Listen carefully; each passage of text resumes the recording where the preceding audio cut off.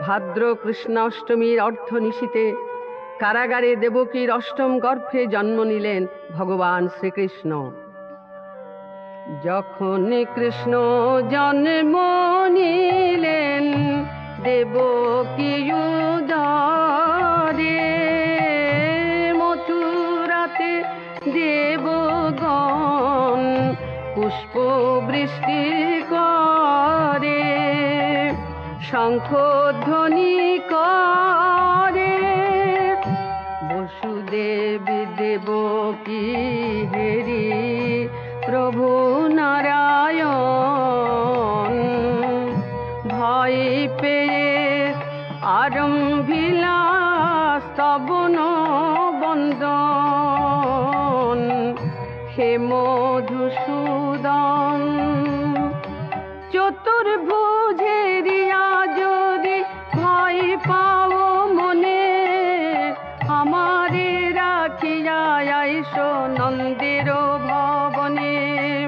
শ্রী বৃন্দাবনে যশোদায়ুদরে জন্ম লয়েছেন মহামায়া, আমারে রাখিয়া তুমি তারে আনো গিয়া। আমার মায়াতে দাড়িগণ নিদ্রিত, দ্বার মুক্ত। তখন বসুদেব সদ্যজাত পুত্রকে লয়ে চলেছেন বৃন্দাবনে। বসুদেব যমুনার তীরে এসে ভাবছেন কি করে যমুনা পার হব।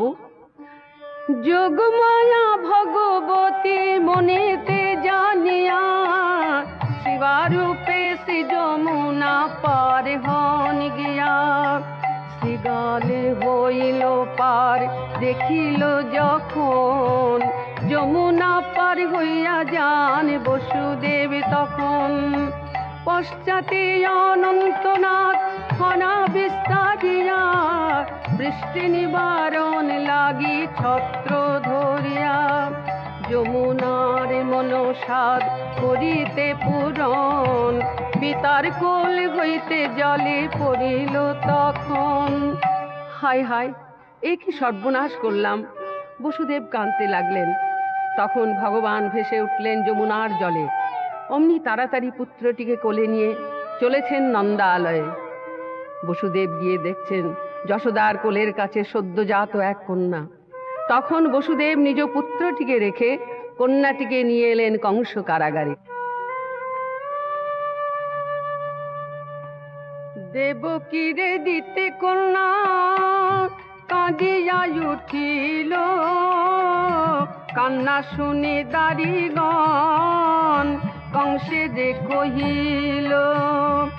শুনি দুষ্ট রুষ্ট কংস আইল কারাগারে, কন্যাকারী মারিয়া ছাড় শিলার উপরে। আকাশে উঠিয়া কন্যা হাসি হাসি বলে, তোমারে নাসিবে যে রয়েছে গোকুলে।